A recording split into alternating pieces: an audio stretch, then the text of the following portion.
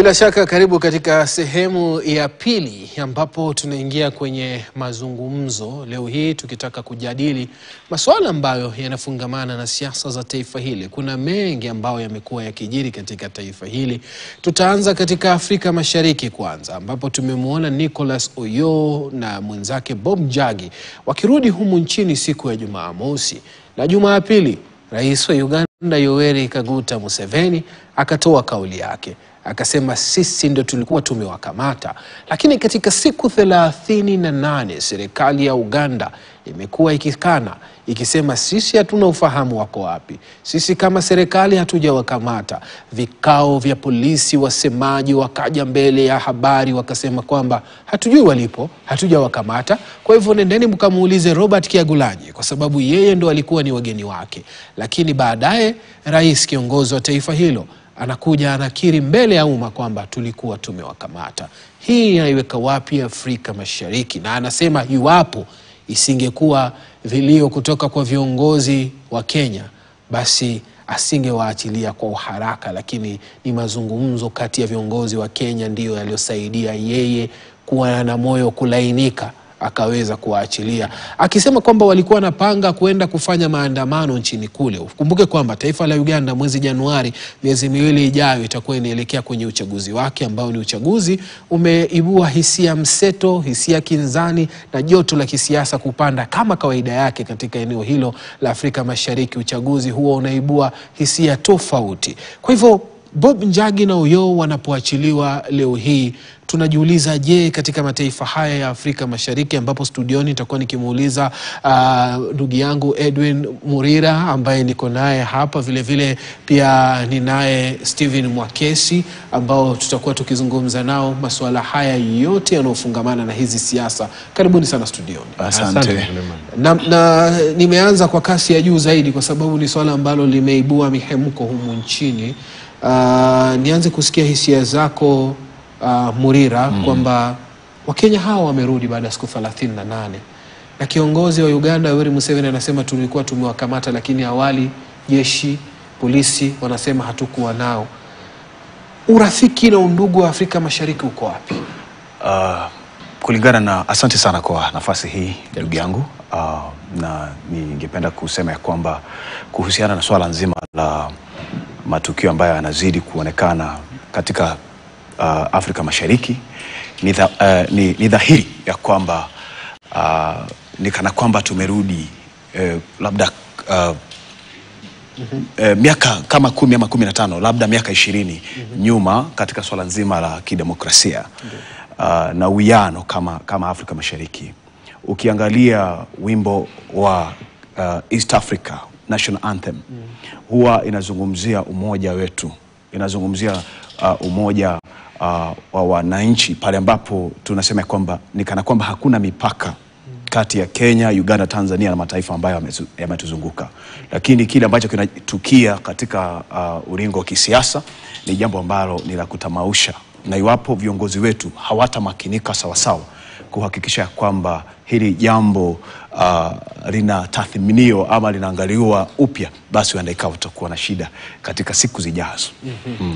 Mwakesi, hisia zako ni zipi? Wamekana alafu baadaye wanakuja wanasema tuliwakamata na tuliweka kwenye mpaka mitandaoni, wanasema tuliweka mpaka kwenye friji. Suleiman, asante sana kwa kunialika. Kwa Wakenya wenzangu na wasalimia.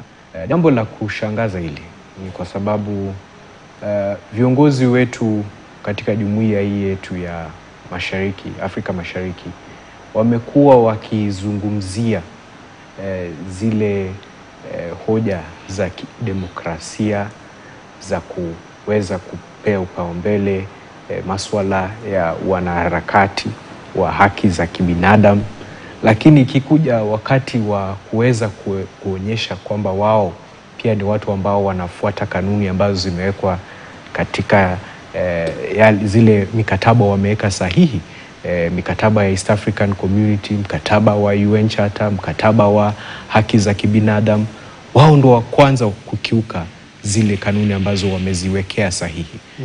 Kwangu mimi ningesema kuna tabia potovu ambayo inaonekana kwa viongozi hawa. tukiona kwamba ni yani kuisema kwa kimombo political bad manners, ambayo tunaona hawa watu wakijaribu kuonyesha wananchi wao.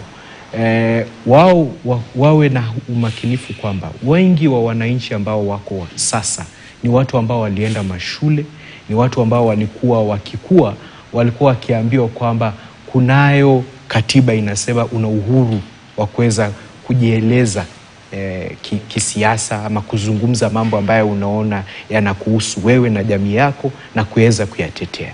Lakini sasa tunaonyeshwa kwamba na hao viongozi ya kwamba hizo katiba ambazo zote zinawapatia wananchi hawa uhuru huo, ya kwamba zinaweza wekelewa kando ili waweze kufanya lile watataka kufanya, kuhakikisha kwamba wanaendelea kukaa uongozini na kutumia nguvu zao kimakosa na kwa dhulumu wananchi wa kawaida. Na jambo hili sioni ni kama linawakalia wao vyema kama viongozi, haliwakalii wananchi vyema kama wananchi ambao wanafuatilia mambo haya, na ni jambo ambalo lazima wajiite mkutano, wajiulize, kweli mwenendo huu ambao tumechukua, mkondo huu tumeuchukua, kweli utaweza kutuhakikishia kwamba tunaweza kukaa uongozini vile tunavyotarajia tuweze kuendelea kukaa? Inaibu swali la ikiwa anaweza wakamata watu na akane, je, demokrasia, haki itatendeka Januari wakati wa uchaguzi? Na ndio hilo jambo kila mtu anauliza, kwa sababu iwapo rais na kijana wake ambaye amemweka amiri jeshi mkuu wanaweza fanya mambo kama haya, kuyakana tena na tena baadaye kuja kusema ni kweli tulikuwa tumeyafanya. Rais Ruto mwenyewe ametuonyesha kwamba kuna wakati ataenda pale State House aseme hakuna yote ambaye alishikwa. Jana alisema hakuna yote ambaye alishikwa, alifanywa abduction. Lakini kuna siku alikuja pale State House na akawaita wanahabari na akawaambia kwamba wale wote ambao walishikwa wameachiliwa huru. Kugeuka kukua kigeugeu imeonekana ni tabia ambaye sasa ndio lugha ya urais ya wale marais wa Jumuiya Mashariki.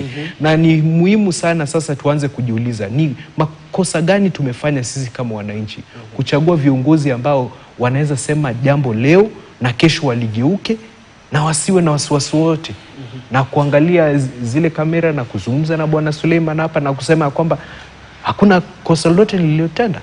Na ni jambo ambalo lazima tujiite mkutano kama wananchi na tujiulize, wakati tunapojaribu kufuata hizi kanuni za kidemokrasia, je, viongozi wetu ni kiegezo cha maana ambacho tunaweza kufuata sasa, ama tutafute viongozi ambao kwa kweli wakisema kwamba watafuata kanuni za sheria na kikatiba watazifuata kweli, na wao watu wa kunena jambo ambalo wanamaanisha. Murira, yes.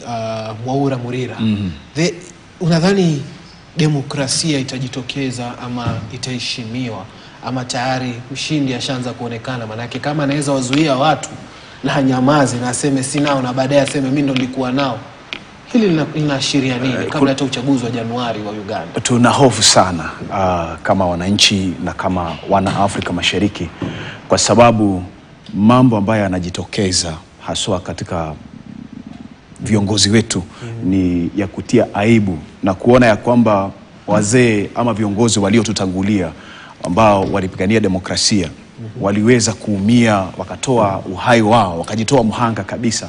Unapata ya kwamba ni jambo ambalo ni kana kwamba tumelisahau ama viongozi wetu wamepata kulisahau, na iwapo basi hatutarudia kwenye zile kanuni ama principles za demokrasia, basi bila shaka kile ambacho tunatarajia katika taifa la Uganda ni kile ambacho kilitukia katika taifa jirani hapa Tanzania.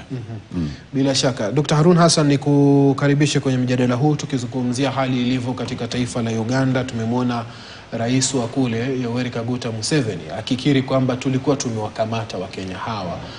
Kuzungumzia hiyo kauli yake, na pia tukizungumzia Januari 15 Uganda inaenda kwenye uchaguzi, unadhani demokrasia na haki ya wananchi itajitokeza ama tayari mshindi ashajulikana kwa mienendo hii ambayo wanaifanya?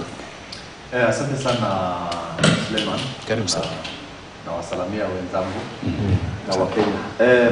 Suleiman, ni siasa ya Uganda na ile ya Kenya ni tofauti kabisa. Kwa sababu wako kwa ile enzi ambayo tulikuwa na baba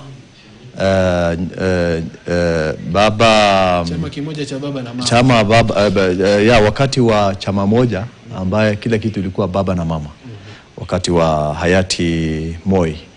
Na watu ambao wako kwa hiyo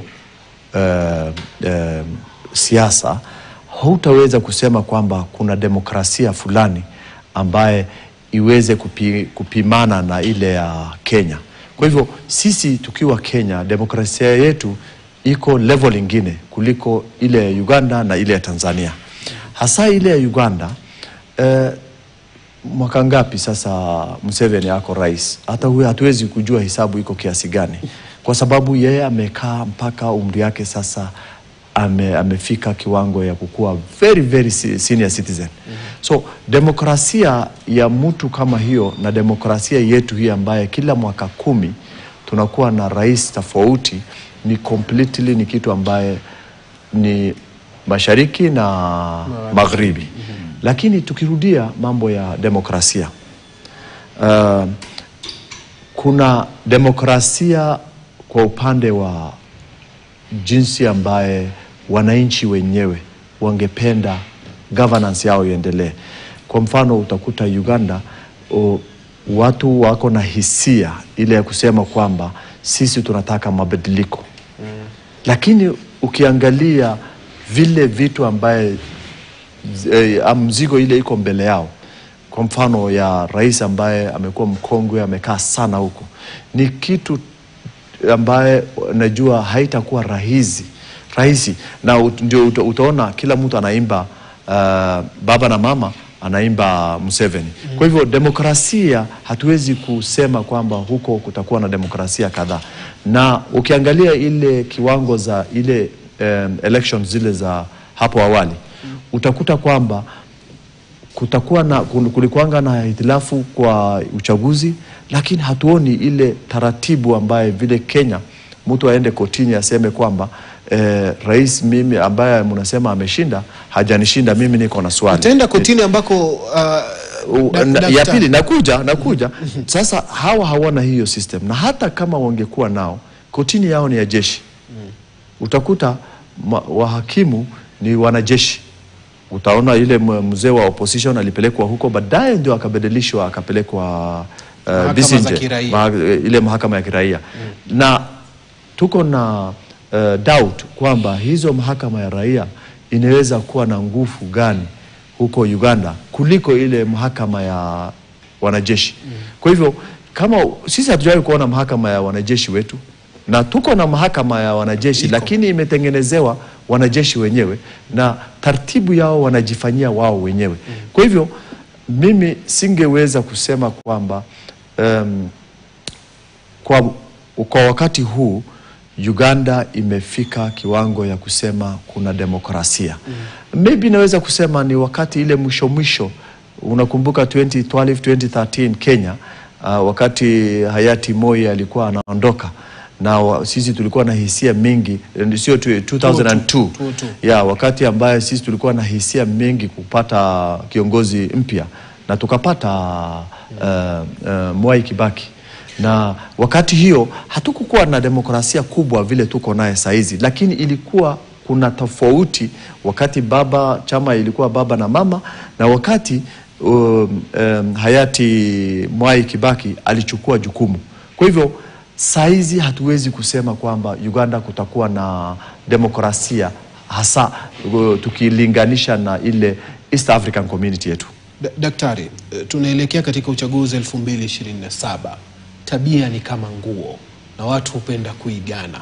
Huoni hizi hulka tabia tumeziona katika kaka zetu na dada zetu wa Tanzania ambazo zinaendelea Uganda, ndio tuzipate zikijitokeza 2027 hapa nchini Kenya?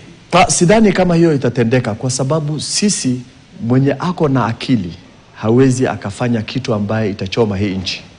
Kwanza ukienda Tanzania na Uganda, development yake ama biashara ama rasilimali ambaye nchi hizo ziko si kiwango ambaye inatoshana na hii nchi yetu.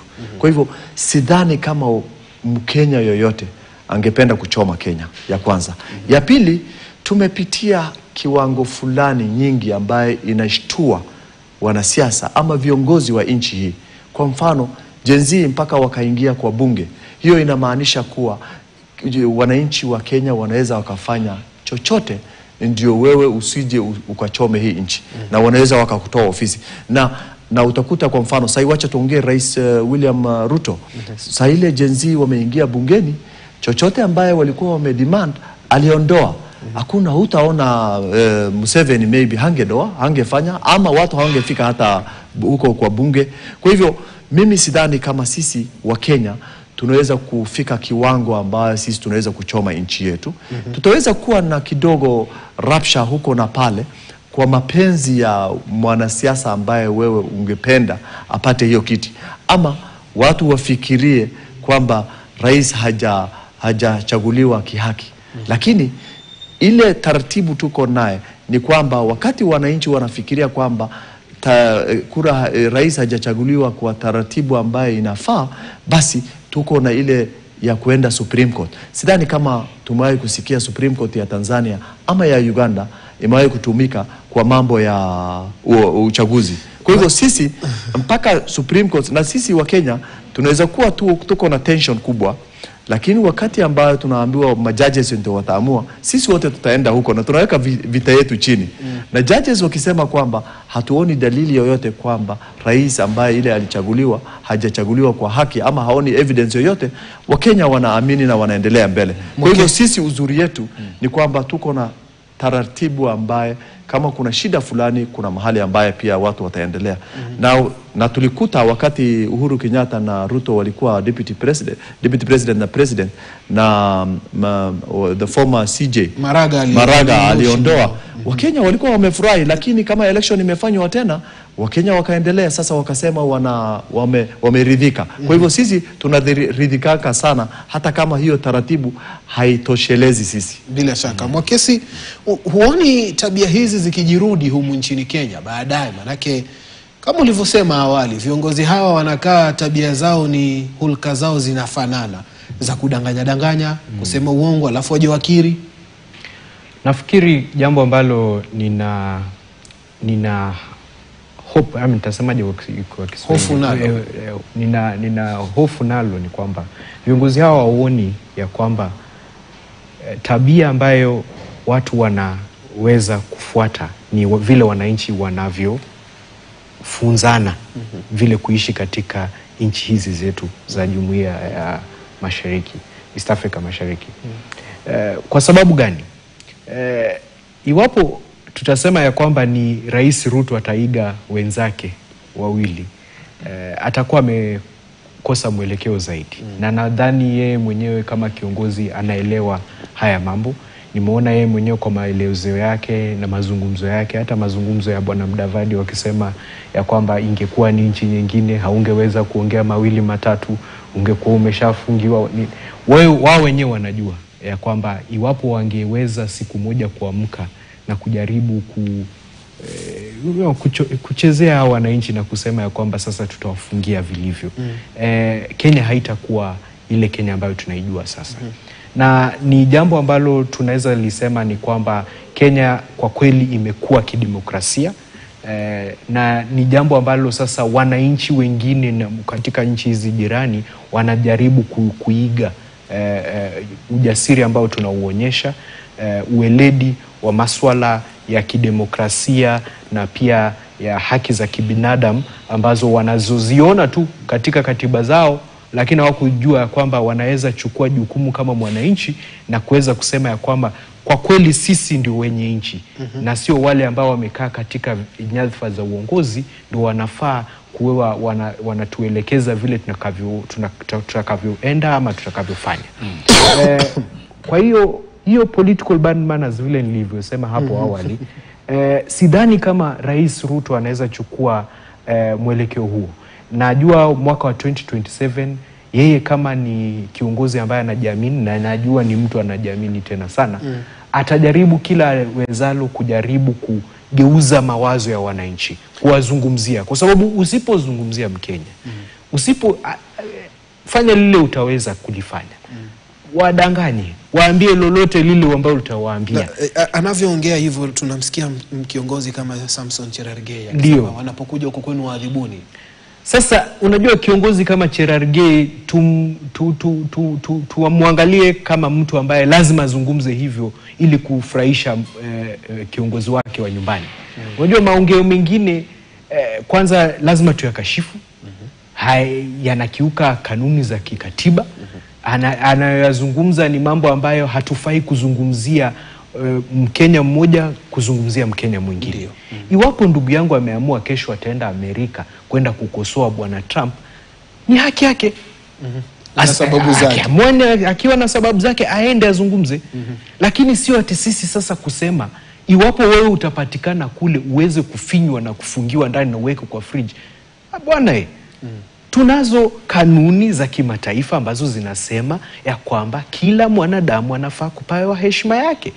Na iwapo mtu amekosa, weza kumshika na kumpeleka kotini ajibu mashtaka. Lakini hawa viongozi ambao wamekosa namna ya kutumia kanuni za kisheria ili kutatua haya michafuko kidogo kidogo inaletwa na wananchi, hapo ndo wanakwama. Hufai kutumia risasi kwa mambo ambayo unaweza zungumza na mtu. Hufai kutumia naja hapo kwenye risasi baadaye. Nataka kauli yako pia kuhusiana na kauli ya Cherargei kuhusiana na hawa ni wa Kenya na huu ni kiongozi ambaye yupo katika uongozi mpaka kwenye bunge. Anasema wanapokuja huko kwenu nyinyi wafanyeni vile mnahisi mnafaa kuwafanya. Tumemsikia jana Mudavadi pia akisema tuache kuingililia mambo ya watu. Unajua katika siasa mambo wakati mwingine ni magumu.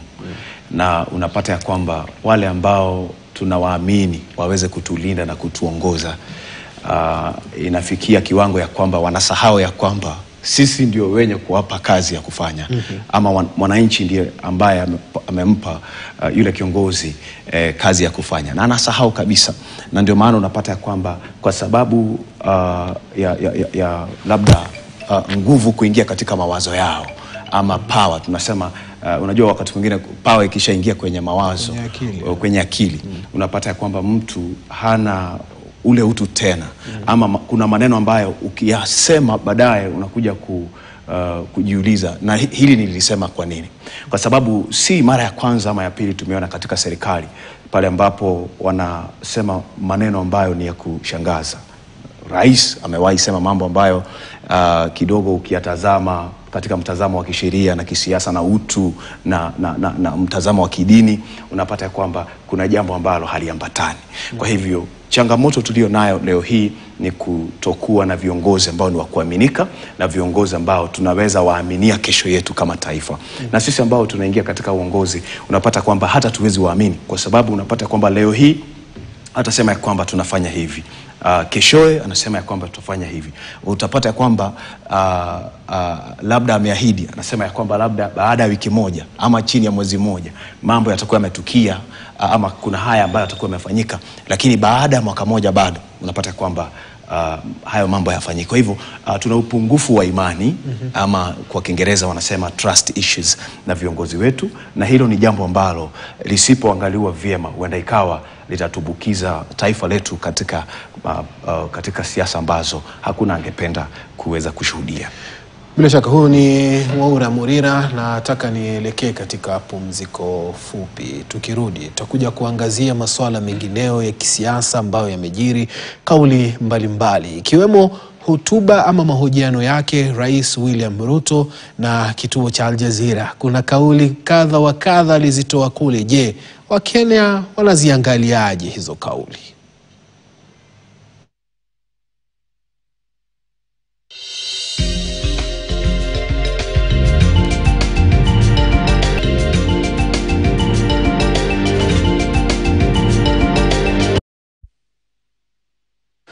Bila shaka karibu katika sehemu ya tatu. Tunaendelea na mazungumzo na mjadala. Nataka tumsikize Rais William Ruto alipokuwa anazungumza na kituo cha Al Jazeera kuhusiana na hajuti kwa yale aliyoyasema kuhusiana ya kwamba yeye pale alipotoa agizo la piga risasi mguu mwandamanaji yoyote. Hebu msikilize.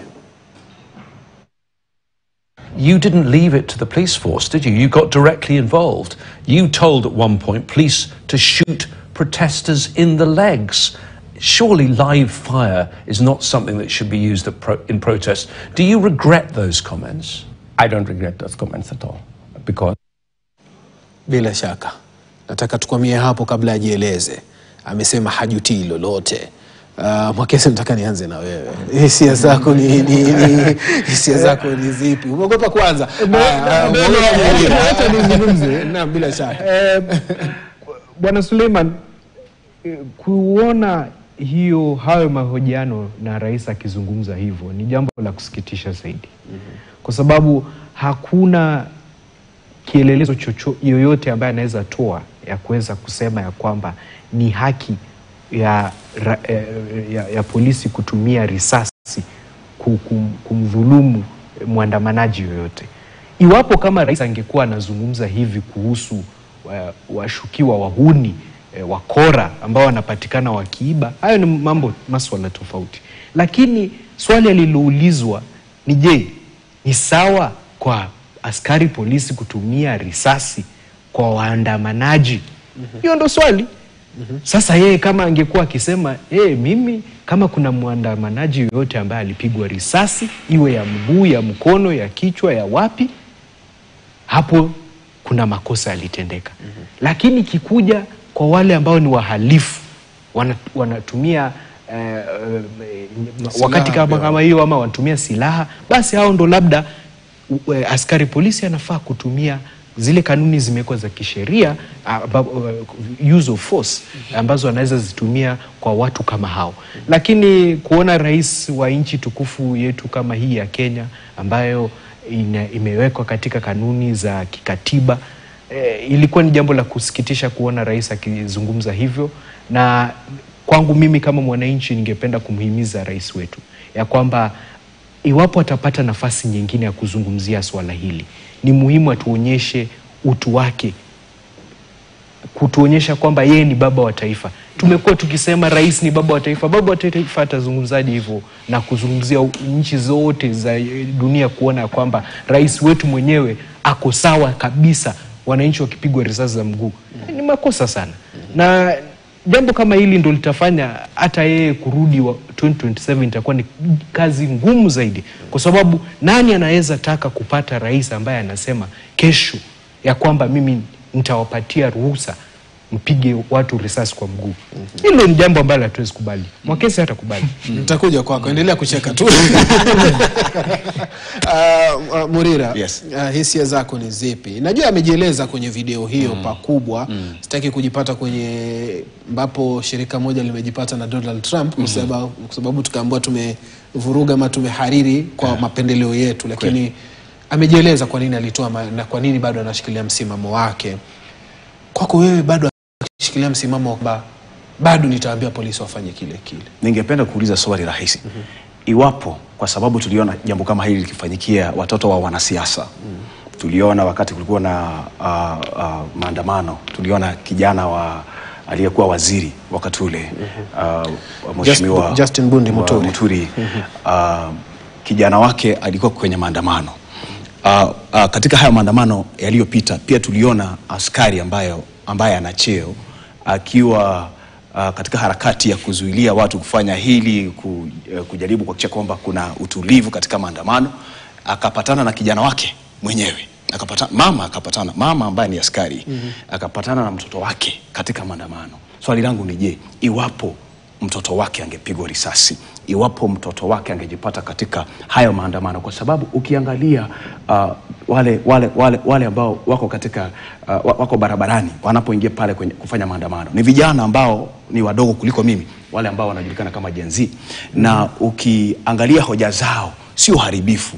Hoja zao ni kuhakikisha kwamba mambo ambayo rais na serikali waliweza kuahidi yameweza kutimilika, na yale pia ambayo yamesemwa katika katiba yetu.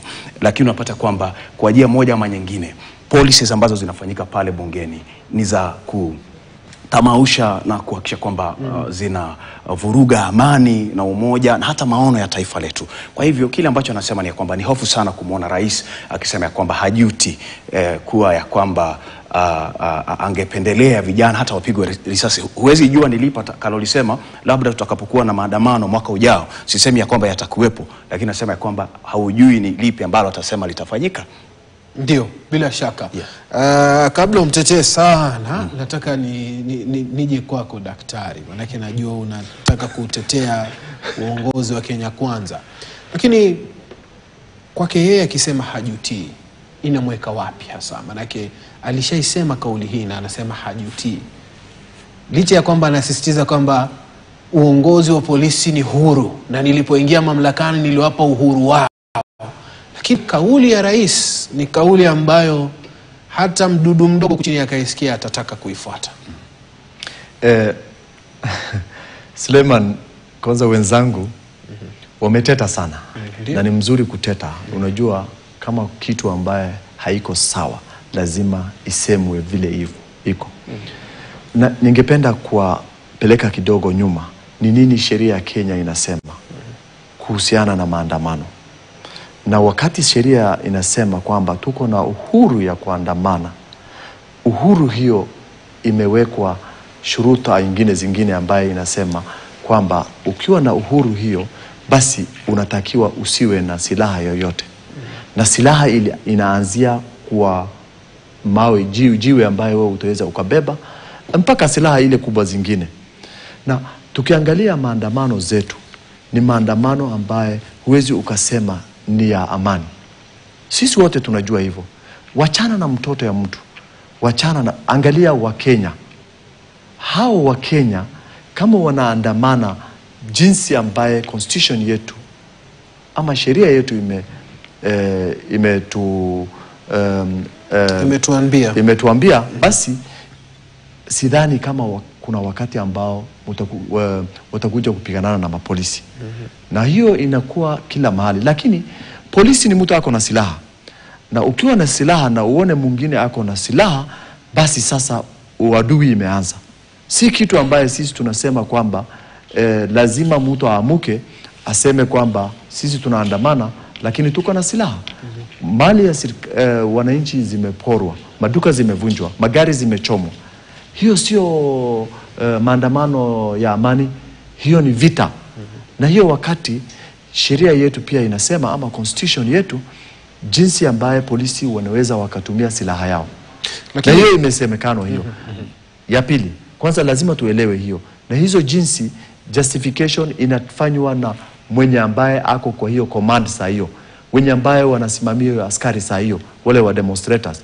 Wenye wanasimamia ndio wanaangalia waone situation ni tofauti kuliko ile ya demonstration ya kawaida na wataanza kuact, because hiyo itakuwa ikifanya kwa interest ya nchi na kwa interest ya wale wananchi wengine ambaye hawako kwa hiyo maandamano saa hiyo. Lakini nikikuja, wacha nikuje kwa ile ya rais. Unajua rais alisema mwenye ambaye kwanza rais angekuwa na uwezo ako na uwezo ya kusema kwamba wenye ambaye wanavunja sheria na wako na silaha wapigwe risasi. Lakini hajasema hivyo. Alisema mvunje hawa miguu ndio waende kotini ndio tufunge hawa. Hiyo ni vile ya miguu, hiyo miguu, risasi ya miguu haitaua.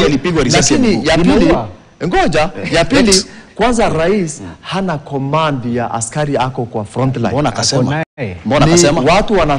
Watu wanaweza wakafanya command zao. Kwa hivyo tusiongolee kama hana command daktari mbona. Lakini wajua, sikia, kama kiongozi wa nchi na akiwa lazima yeye ndio anasimamia inaitwa nini ile defense forces na anaona nchi haiendi upande ambaye inafaa iende, basi yeye ako na authority ya kusema kwamba polisi mfanye kazi yenu. Uhuru uko wapi baada ya kusema uhuru gani sasa? Hiyo haihitaji uhuru. Wakati nchi inaanza kuleta shida, unajua hatutaki nchi isambaratike. Hakuna mtu anataka nchi isambaratike. Na itakuwa ni muhimu kwamba rais aanze kutoa mwelekeo ya kusema kwamba instead of sisi to lose a lot of life, tukose nchi iende mwelekeo mbaya, watu wafanye kazi yao. Suleiman, acha tusikize kesi alafu taongea. Unajua nikiwa nimeketi hapa, mimi siku moja nina azimio ya kuwa rais wa nchi yetu ya Kenya.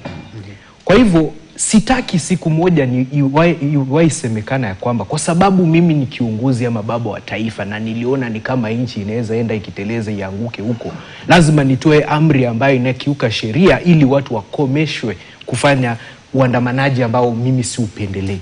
Lakini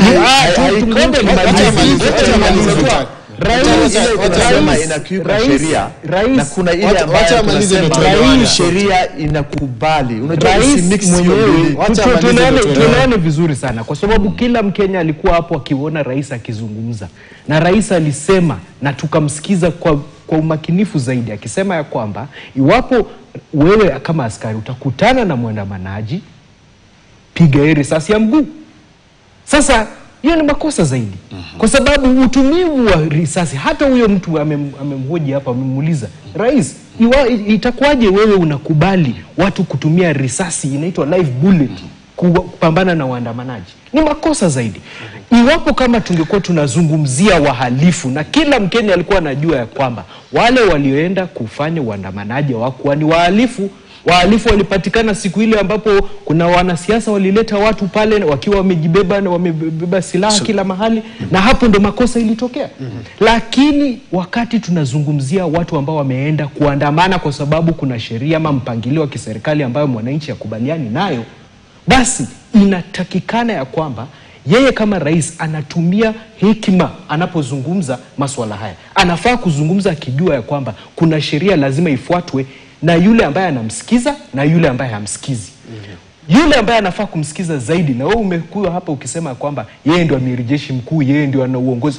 Basi kama kila mtu kwa Kenya hii anapozaliwa anajua kwamba rais ndio amiri jeshi mkuu wa nchi yetu ya Kenya, maongeo yake lazima yakuwe ya hekima.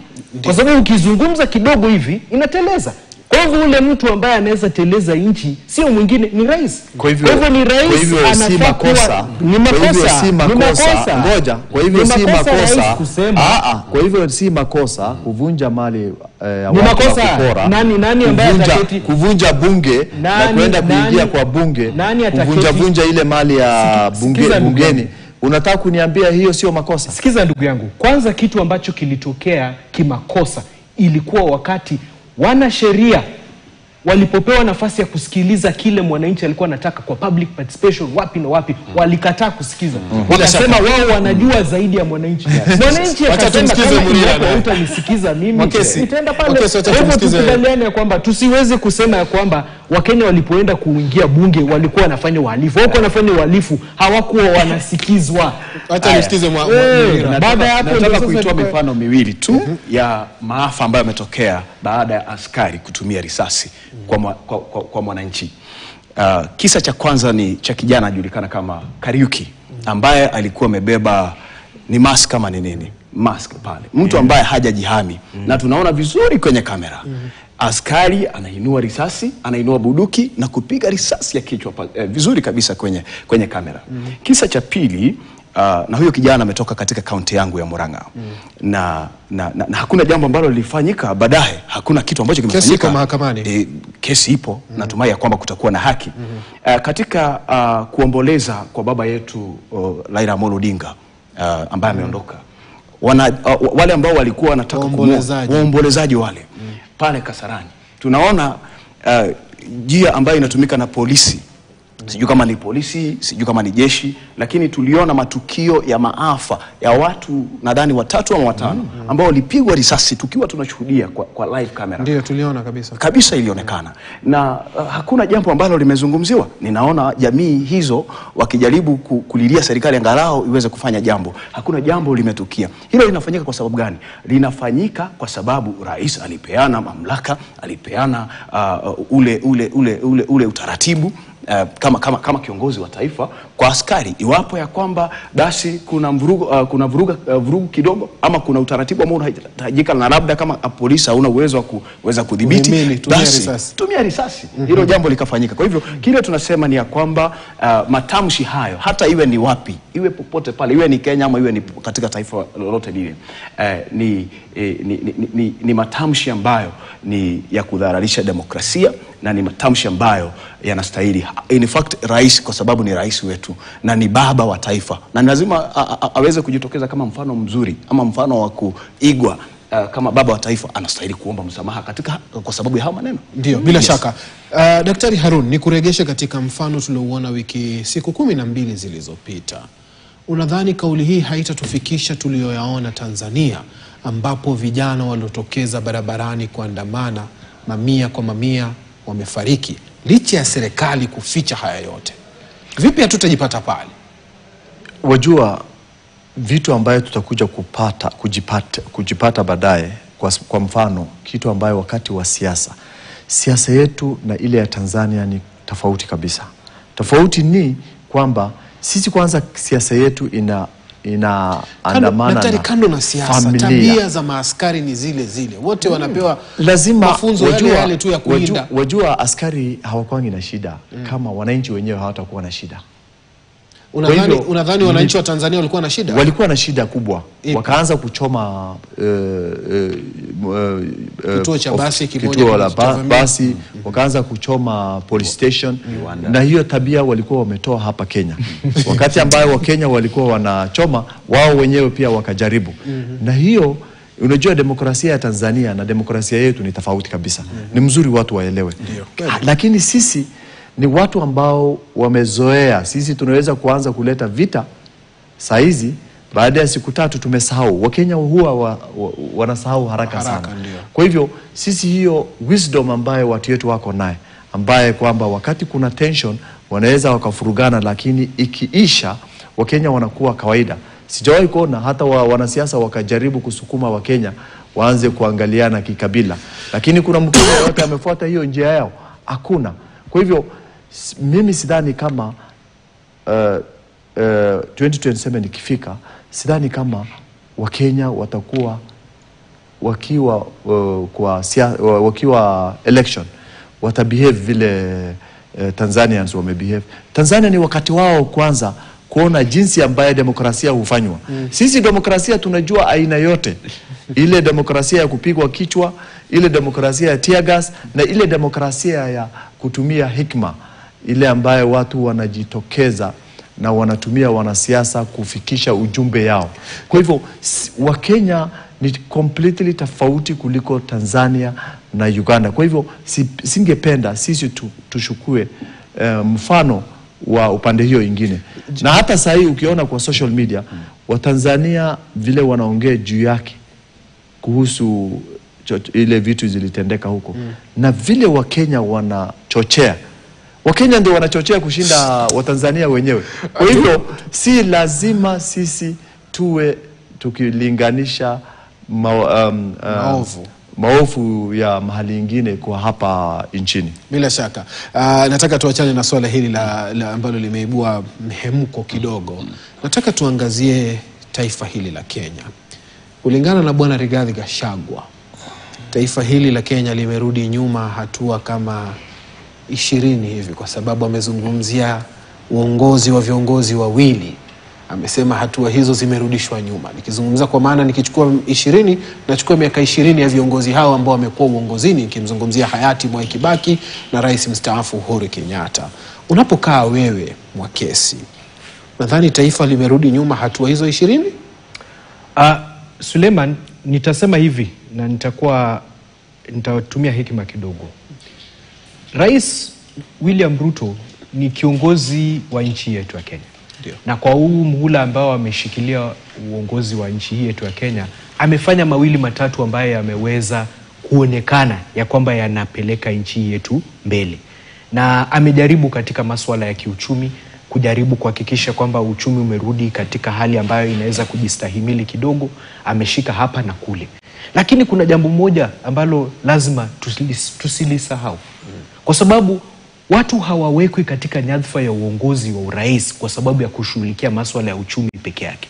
Wanawekwa katika nyadhifa ya uongozi kuhakikisha kwamba wanapotekeleza majukumu hayo ya kuhakikisha maisha ya mwananchi yameweza kunawiri, lazima wahakikishe kwamba wamefanya jukumu hizo wakiwa na heshima na kuweza kuwapatia mwananchi hadhi yake, aweze kujipata kwamba ndio ninasikizwa na serikali yangu. Ndio iwapo rais anasema lazima tujikaze kidogo, anaponikaza sana naweza kumwambia bwana umefinya zaidi, rudi kidogo. na rais hawezi kusikiza.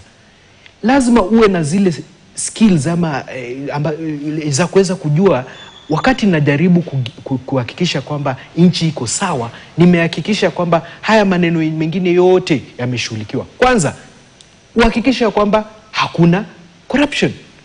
Shida ya serikali hii, whether wapende wasipende, mwananchi akikaa hivi chini anaona ya kwamba pesa ya umma inatumika na viongozi kufanya mambo ambayo hawayahusu.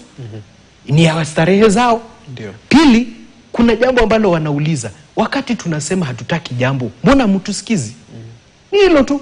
Tukisema hatutaki ushuru uongezwe, hata kama ni lazima tuende Singapore, wacha basi tutembee kidogo, tuende na mwendo ambao sisi tutaweza kama wananchi. Tuende na mwendo wetu. Wakati tunasema ya kwamba SHA haifanyi kazi, ndio tunajua ukianza jambo jipya lazima litachukua muda kabla halijafika. Lakini wakati tunakuambia haifanyi kazi, kubali haifanyi. Usiketi ukisema ya kwamba SHA inafanya na tunakuambia haifanyi kazi. Sikiza mwananchi. Na ndio maana Rigathi Gachagua anasema hivyo, na nitakubaliana naye kwa sababu kuna mambo ambayo yalikuwa yamefanyika tangu tulipopata katiba hii mpya ya mwaka 2020.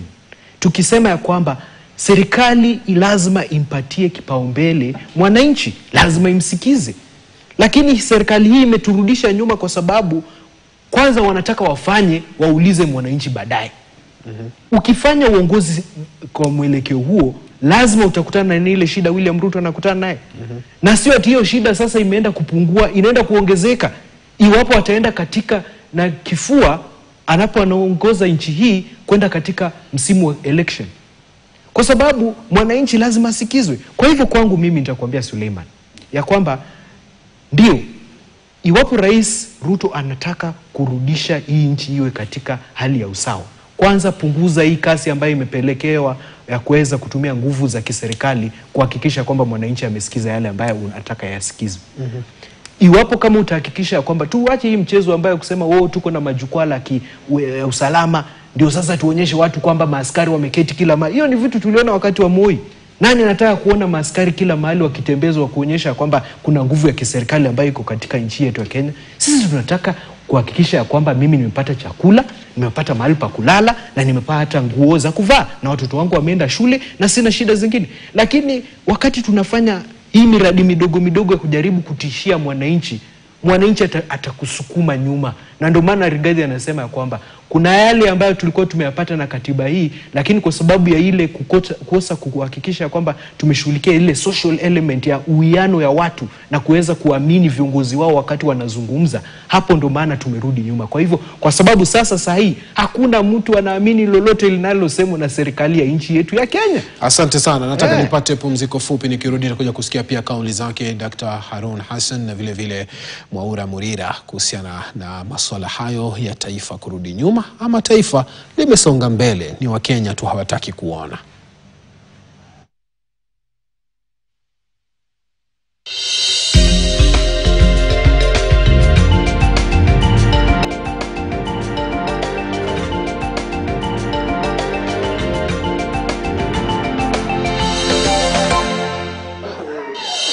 Bila shaka karibu katika sehemu ya 4 na ya mwisho, dakika 20 za kupiga mikuki ya mwisho kuzungumzia masuala haya ambayo tuko nayo hapa katika meza. Nataka nisikie kauli yake Daktari Harun Hassan kuhusiana na swala hili ambalo tulikuwa tukilijadili kwamba je, taifa limerudi nyuma ama limesonga mbele kulingana na alikuwa naibu rais Rigathi Gachagua. Nahisi kwamba taifa hili limerudi nyuma, lakini kabla nikupe nafasi hii, Rigathi Gachagua alizungumza kuhusiana na serikali vile ambavyo waliipata, ambavyo haikuwa na pesa. Nataka tumsikilize kwanza na alafu kabla sijampatia nafasi Daktari Harun Hassan kuzungumzia. Hebu tumsikilize. You are serious. You are go-getter. The journey ahead of you is not rosy.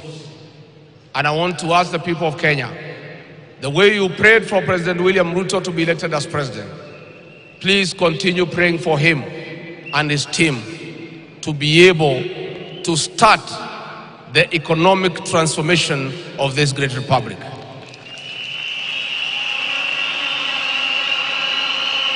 Our new president and his team have a difficult task ahead. The truth of the matter is that we have inherited a dilapidated economy that is facing almost an economic shutdown. We have a 10 trillion public debt. 6 million Kenyans have no employment. 14 million Kenyans are in CRB. We have a demoralized public service. It is your prayers that will help our president to put up a team and start work from day one to liberate this country economically and put it back to where President Mwai Kibaki left us 10 years ago. Daktari, swali langu najibu najua unalo. Wajua, sisi bado tuko kwa ile maombi ambaye Rigathi Gachagua alituombea. Ndio serikali hii iwe imara. Na hiyo maombi yake imekubalika. Wakenya wameomba, rais amepata fursa ya kuendeleza hii nchi mbele na akaendeleza. Lakini ile kitu inanishangaisha kabisa ni kwamba Rigiji ama Rigathi Gachagua sasa anarusha mawe kwa ile serikali yeye alikuwa ameombea. Na unajua maombi ikienda mbele, mawe ambayo utatuma baadaye, hiyo maombi ndio itazuia. Lakini tukikuja kwa hoja ambaye nchi hii imeendelea mbele, mimi nadhani nchi yetu imeendelea mbele. Kwa mawazo kwanza tumeendelea mbele kwa sababu Kenya haiko vile ilikuwa 2022. Na nyote mtakubaliana na mimi kwamba kimawazo sisi ni nchi ambaye tunaweza kujichamusha, tunaweza kujipoesha na tuendeleze maisha yetu vilivyo. Kwa hivyo hiyo ni moja. Ya pili ni utakuta kuna vile rais hata alikuwa anasemanga kila wakati kwamba uchumi imebadilika. Nini imebadilika?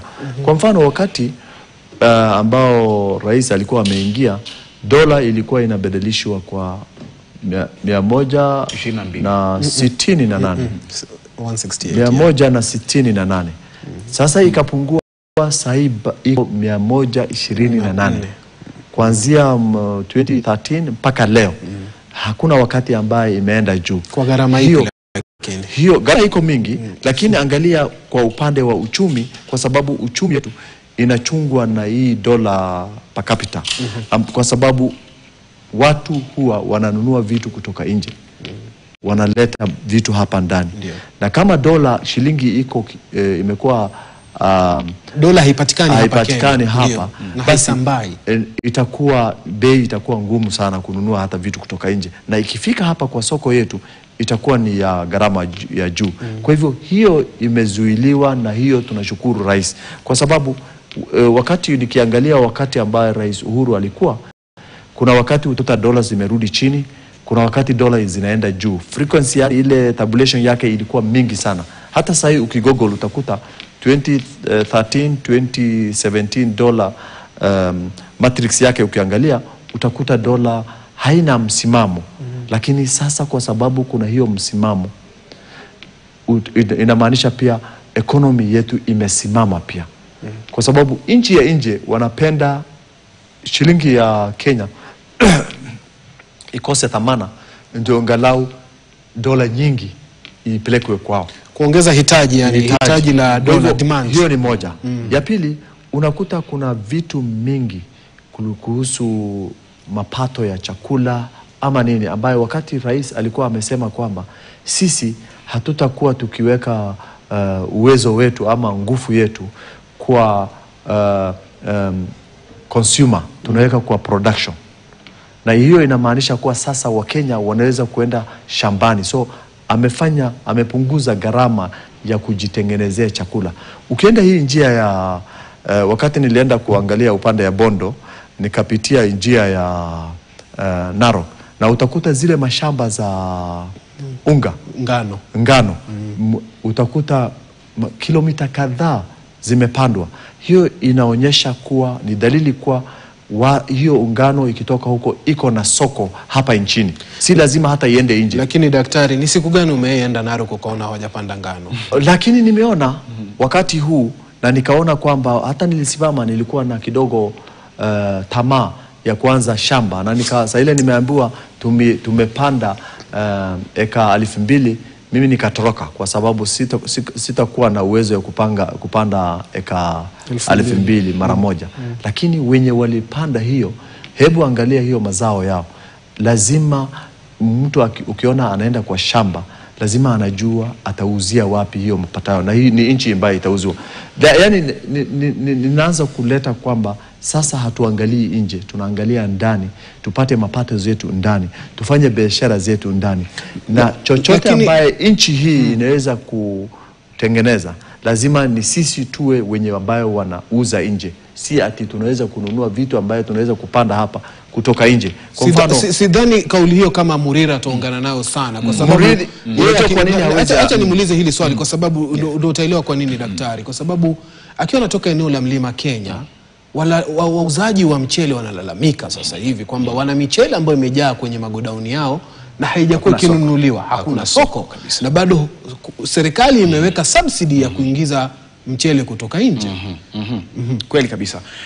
Kile ambacho nitamkubalia daktari yale ambayo anasema, kwa sababu lazima atetee serikali. Nitamkubalia kabisa. Lakini ukweli uliopo ni ya kwamba hata sifa zingine wakati mwingine tunastahili kumwachia Mungu. Kwa sababu kumekuwepo na mvua ambayo si jambo la kawaida. Na iwapo kuna mvua, basi kuna mazao yanapatikana kwa wingi. Jambo la fertilizer, unapata kwamba ile mbolea tumekuwa na mbolea kwa muda mrefu, japokuwa imekuwa kwa bei ghali, na hii serikali kaja ikaingilia, lakini pia ndani kukawa kuna mambo ambayo pia hauwezi elewa. Kuna siri nyingi ambazo zilikuwepo pale. Kuna mambo ya corruption ilikuwa pale, kuna mapendeleo. Unapata kwamba labda hata wanapata bagi kama 1,000, lakini inasemekana kwamba sasa eneo nzima limefanya nini? Limefaidika. Nilikuwa naona hiyo project ikiendelea hata pale Mlimani, lakini unapata kwamba wale ambao labda ulikuwa umeitisha mifuko 5 ya bolea, unapata tu mfuko 1 ama 2, na kama una ujanja utapata 3. Ikiwa na maana ya kwamba tumefanya kazi ya PR muda mrefu hapa nchini, na pia nafikiria kwamba pia rais wetu ni ustadh katika mambo ya PR, kwa sababu kiukweli atakwambia hili jambo ni mstadi, ni mstadi, yani mweledi kabisa katika swala nzima la PR. Kwa sababu kiukweli tu unapata kwamba mambo mengi ambayo anasema, na hilo jambo ndilo huwa lina leta ghadhabu katika mioyo ya vijana wadogo, kwa sababu vijana wadogo wamesoma. Si kama wazazi wetu. Wazazi wetu unapata kwamba atahidiwa, atasubiri, hata kama ni miaka 3 atasubiri tu. Lakini huyu kijana ukimwambia ni chini ya mwezi mmoja, iwapo halitatimia katika chini ya mwezi mmoja, atakuuliza na atakupatia mwezi mwingine mmoja, wa 3 atakukujia. Na hilo ndilo jambo ambalo tunalishuhudia katika kila sekta. Lakini kuna jambo ambalo ningependa kusema moja tu, ambalo labda kidogo rais wetu amejaribu tu kusema ukweli. Mimi ni mtu ambaye yuko katika biashara ya michezo, na unapata ya kwamba katika upande wa michezo amejaribu sana kuwainua wachezaji. Ninaona pia tuna kiwanja ambacho kinafanyika pale, japokuwa tunahofia pia kutakuwa na ufisadi. Yani utapata ya kwamba kutakuwa na mambo ambayo hawezi elezeka, na labda mikataba iliyowekwa huenda ikawa isije ikawa ina mfavor ama inampatia mwananchi nafuu, kwa sababu najua kwamba ni mikopo. Kwa hivyo kile ambacho nasema ni ya kwamba kuna mambo mengi ambayo serikali yetu iliahidi haijafanya. Kuna mambo ambayo serikali yetu inazidi kuahidi, na tunahofia kwa sababu inaonekana wazi kabisa ya kwamba huenda ikawa wataweza kuifanya, na ndio maana tunasema kwamba tunastahili kuwa na mabadiliko. Kwa ajili ya muda nataka tunizungumzie jambo ambalo ndio jipya kabisa. Usajili wa maafisa wa kurutu wa polisi umesitishwa tena na mahakama. Hili kwako wewe unalichukuliaje? Zoezi hili lilikuwa lianze likasitishwa mara 2, limesitishwa tena. Unajua si vyema sana kuzungumzia swala ambalo liko katika mahakama yetu, lakini kitu ambacho na jambo ambalo ni bayana ya kwamba kuna mambo ya kisiasa ambayo yameweza kuingizwa katika ule mchakato wa kuweza kuwachukua wale makurutu, na hivyo basi unapata ya kwamba hatutakuwa na what we call in the constitutional regional balancing ambayo inahitajika iwapo ni upande wa, tuseme kama upande wa North Rift mahali daktari ametoka, si North Rift, ni Northeastern region, mahali daktari ametoka, Northeastern upande ule unapata kwamba kuna kiwango kulingana na population yao, kuna kiwango cha maafisa ambao wanastahili kupata, iwapo ni kutoka mlima Kenya mahali nimetoka, iwapo ni kutoka upande wa coast kama vile mahali Mwakesi ametoka, kuna idadi ambayo wanastahili kupata, lakini kuna tetesi na hofu ya kwamba kuna maeneo ambayo yanapata nafasi zaidi za kusajiliwa ama kuingia katika forces zetu. Kwa hivyo ni vyema liweze kutatuliwa yale matakwa, mambo ambayo yanazungumzia pale yaweze kutatuliwa ili iweze kusonga, kwa sababu Kenya iko hapa, hakuna mahali Kenya inakwenda. Suleiman, ya kuchangia kwa hilo jambo la kusajiliwa kwa ama na utata mkubwa ni wa NPSC na NPS. Sasa ndio hiyo. Unajua Kenya hii lazima tuwe watu ambao wanafuata kanuni za kisheria. Ni makosa sana kupata ya kwamba wale ambao wameajibika, wamepewa majukumu ya kuhakikisha wamefuata sheria, wanaanza kukiuka ile miundo misingi ambayo imewekwa ya kisheria. Sheria inasema vizuri sana, National Police Service Commission ndio inafaa kuwa inasimamia recruitment ya watu ambao wanaingia katika polisi. Lakini unapata kotini pale mtu anaenda na unapata magistrate anaenda anatoa agizo ambalo linaenda kinyume na vile sheria imetengwa. Na pia ni muhimu tena tuweze kusema hivi, wakati tulipojipatia hii katiba yetu ya Kenya, tulikuwa tumeunda hizi commission, zile ambazo zinaundwa kikatiba na zile zimeundwa kisheria, ya kuhakikisha kwamba kuna separation ya pale mtu ambaye anachukua command na vile ule pale ambapo anaandikwa kazi. Na ni muhimu hivyo. Na tulikuwa tunasema hiyo commission iwe independent, iweze kuhakikisha kwamba yale masuala yamezungumziwa hapa na ndugu yangu, ya kwamba kutakuwa na usawa kwa wote. Hayo ni mambo ambayo yanaweza fanyikishwa wakati tunayo independent commission ambayo imechaguliwa na wananchi wa kawaida ili kuweza kusimamia vile recruitment inafanywa.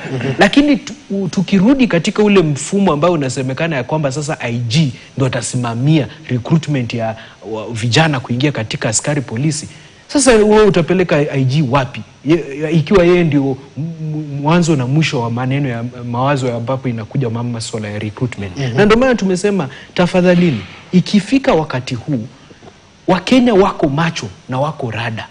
Hile mchezo ambayo inaweza kuwa ati wewe kama ni magistrate, wewe kama ni mtu mfanyikazi katika mambo ya sheria, ama uko katika bunge ama uko katika serikali kuu na unataka kufanya ukarabati ili kuweza kupata ile jawabu ambalo unalitaka wewe kisiasa ama kwa madhumuni yako ya kibinafsi, hayo mambo hayatakubalika Kenya hii. Na ndio maana unapata wakati kuna mchezo ambao unaonekana, iwe katika makoti, iwe katika bunge ama iwe katika serikali kuu, wananchi wataenda kuhakikisha kwamba sheria imefuatwa kwa umakinifu. Na ndio maana mimi niko katika mrengo ule ambao unasema kwamba iwapo tutafanya recruitment ya vijana kuingia katika askari polisi, lazima tutumie ile National Police Service Commission, na tuhakikisha kwamba kama tunaweza pia geuza hiyo sheria, tuhakikisha kwamba hiyo National Police Service Commission haitachukua SMS kutoka kwa ndugu zetu katika serikali kuu ya kuhakikisha kwamba vijana wao ndio wameingia kazi kuliko wao wengine ambao mimi najua wale wako matatu wanakosa kazi.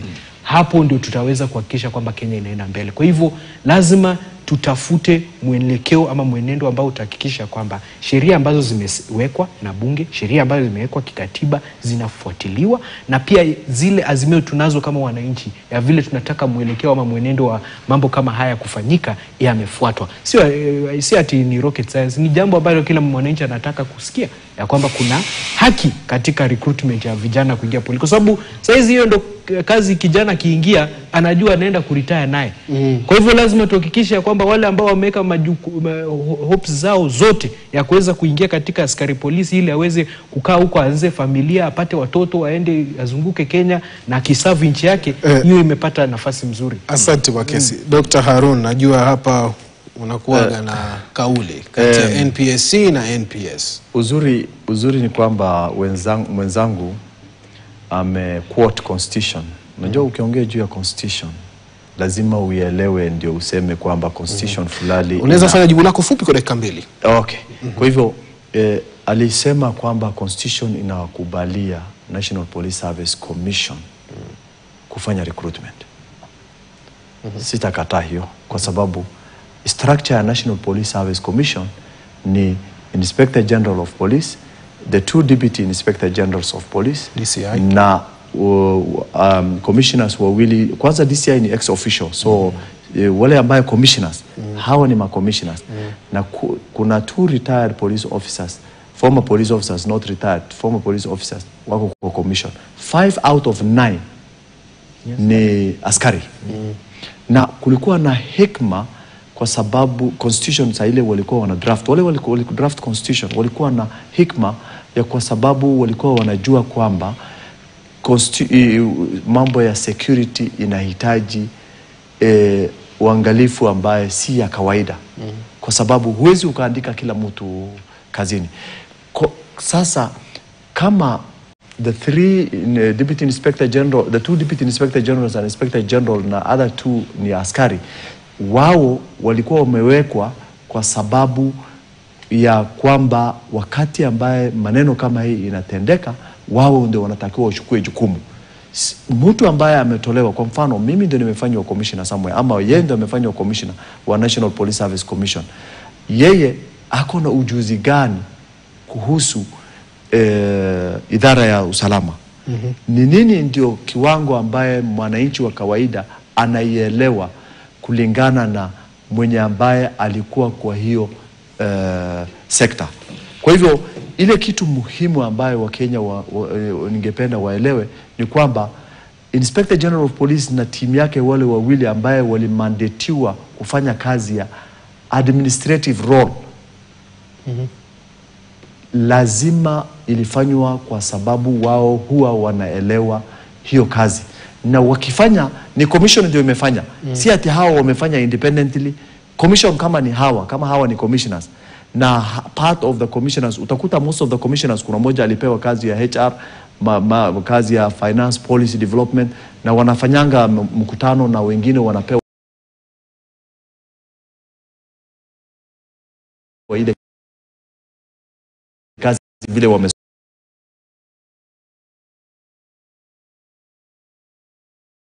vile zotaandikwa ama afanye kazi ya ofisi huko. Ndio mipango ya constitution ilikuwa hiyo. Wakenya hawaelewi.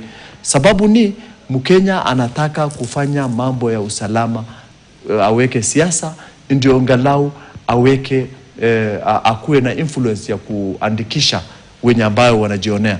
Kwa mfano ndugu yangu anasema kwamba kuandika watu haitakuwa balanced from every region. Hiyo sio sahihi. Uliona ile advertisement Inspector General of Police aliweka. Hiyo in advertisement inakuambia enda kwa kila headquarters constituency, kila constituency, na watu wanachukuliwa kutoka huko. Kwa sababu hiyo ndio ile process ambaye inafaa ifanywe. Shida ni kwamba wanasiasa wameingia wakati parliamentary account committee walipeana directives kwa Inspector General ati apeana payroll kwa commission. Wakati hiyo ndio, that's where the rain has bet us. Na mimi nimesema, hata niliandika kwa gazeti article zangu almost 3 kuhusu hiyo kitu, kabla hata judge ambaye alikuwa ametumia wisdom kuonyesha wenye ambaye hawaelewi kazi yao kwamba kazi itaendelea hivyo. Basi hivyo ndio jinsi ambaye inafaa ifanywe.